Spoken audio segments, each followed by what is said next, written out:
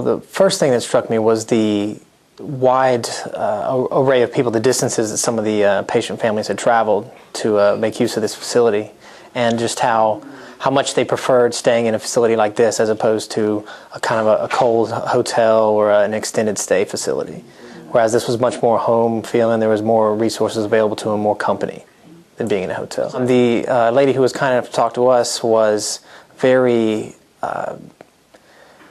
courageous herself, but was very, very loyal to her husband and very involved in his healing process.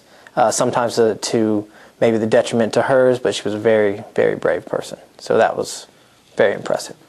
It's interesting because the opportunity to come and interview a family is a little bit different than most of the curriculum that we follow. You know, we're very patient-centered, patient-oriented. You know, the patient has this difficulty and this is how we treat them. But when you start adding in the family and their support group and the caregiver, both during the procedure and after the procedure, it becomes a much more complicated, much more deep process. So it was very interesting to get an opportunity to talk to someone who is going to be involved in that patient's care going forward past when they're under a healthcare clinician's care.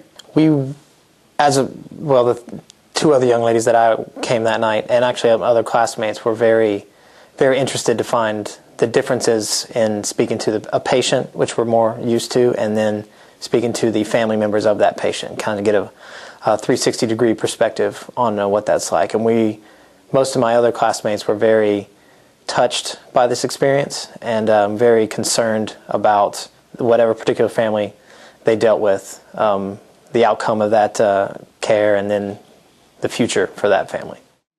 I found, again, it's a different tone than we usually take, so it was very helpful in that sense to kind of broaden our perspective a little bit.